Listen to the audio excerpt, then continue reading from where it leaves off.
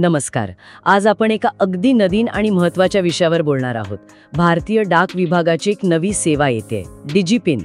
हो, डिजिपिन म्हणजे digital pin code असं काहीसं. बरोबर. विचार करा, आपल्या देशातल्या प्रत्येक अगदी छोट्या जागेला पण एक स्वतःचा डिजिटल पत्ता मिळणार आहे.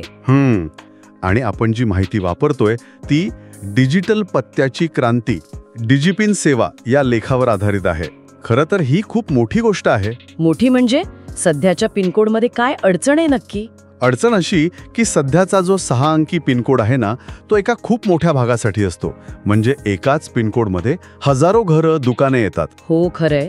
मग नेमका पत्ता शोधायला त्रास होतो कधी कधी. अगदी, विशेषतः मोठ्या शहरातल्या गल्ल्यांमध्ये किंवा गावांमध्ये जिथे घरांना नंबर नसतात तिथे तर खूपच गोंधळ होतो. अच्छा, मग हे डिजिपिन काय वेगळं करतंय? डिजिपिन काय करतंय तर पूर्ण देशाला एकदम लहान म्हणजे 4 मीटर बाय 4 मीटरच्या चौकोनांमध्ये विभागलं जात आहे. 4 बाय 4 मीटर म्हणजे किती लहान झालं ते.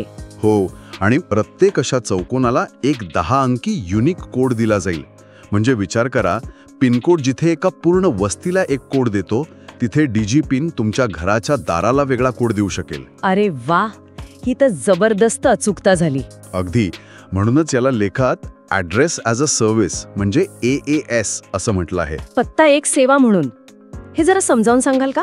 हां, म्हणजे बघा, पत्ता ही फक्त एक लिहिलेली गोष्ट नाही राहणार, ती एक डिजिटल वापरता येणारी सेवा बनेल.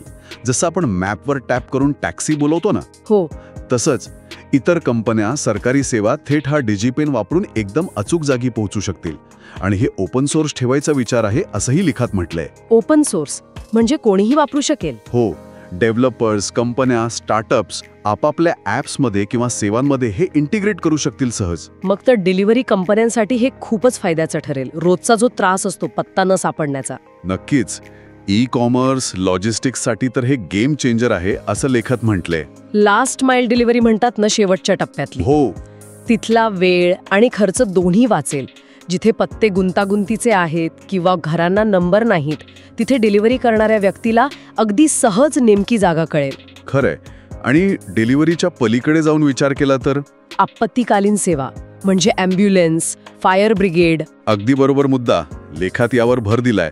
आपत्कालीन परिस्थितीत तर प्रत्येक सेकंड महत्वाचा असतो. हो ना. डिजिपिनमुळे मदतीला अगदी अचूक जागी पटकन पोचता येईल.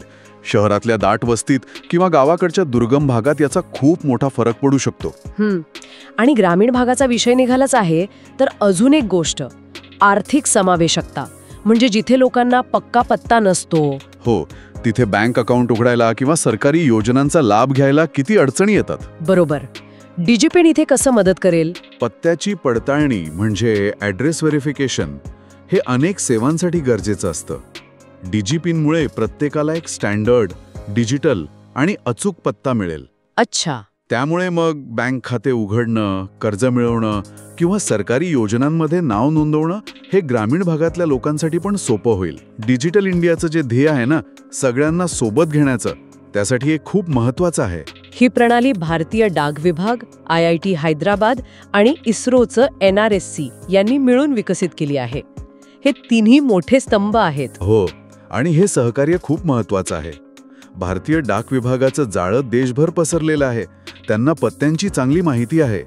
IIT हैदराबादचं तंत्रज्ञान आहे आणि इस्रो NRSCची मॅपिंगमधली ताकद आहे. म्हणजे सगळ्यांची शक्ती एकत्र आली आहे. अगदी. आणि डेटाची सुरक्षा आणि प्रायव्हसीसाठी पण भारतीय डाक कायदा आणि IT ॲक्टचा आधार घेतला जाईल असं लेखात स्पष्ट केलंय. त्यामुळे लोकांचा विश्वास पण बसेल. म्हणजे हे फक्त एक पत्त्याचं नवीन तंत्रज्ञान नाहीये तर? नाही, अजिबात नाही. ही एक पायाभूत सुविधा आहे जी तंत्रज्ञान आणि प्रशासनाला जोडते. याचा परिणाम खूप मोठा आणि दूरगामी असू शकतो. पिनकोडने आपल्याला एका मोठ्या भागाची ओळख दिली होती. हो, आणि आता डिजिपिन आपल्याला अगदी सूक्ष्म पातळीवरची ओळख म्हणजे अचूकता देणार आहे. ही फक्त पत्त्यांची सुधारणा नाही, तर डिलिव्हरी, लॉजिस्टिक्स, आपत्कालीन सेवा, आर्थिक व्यवहार, शहरांचं नियोजन, गावांचा विकास या सगळ्याला चालना देणारी एक मोठी, काय म्हणतात त्याला, क्रांतिकारी यंत्रणा ठरू शकते. खरंय. भारतीय डाक विभाग, IIT हैदराबाद आणि इस्रो यांचं हे एकत्रित काम डिजिटल इंडियाच्या स्वप्नासाठी एक महत्त्वाचं पाऊल आहे. निश्चितच. खरंच या डिजिपिनमध्ये खूप मोठी क्षमता दिसती आहे. ही सगळी माहिती एकत्र आणल्याबद्दल धन्यवाद. आणि जाता जाता एक विचार श्रोत्यांसाठी सोडून जातो. जेव्हा प्रत्येक 4x4 मीटरच्या जागेला इतकी नेमकी डिजिटल ओळख मिळेल तेव्हा आपली ठिकाण किंवा पत्ता याबद्दलची जी पारंपरिक कल्पना आहे ती कशी बदलेल आणि भविष्यातल्या सेवांवर किंवा आपल्या सामाजिक संबंधांवर पण याचा काही परिणाम होईल का? विचार करण्यासारखा मुद्दा आहे, नाही का?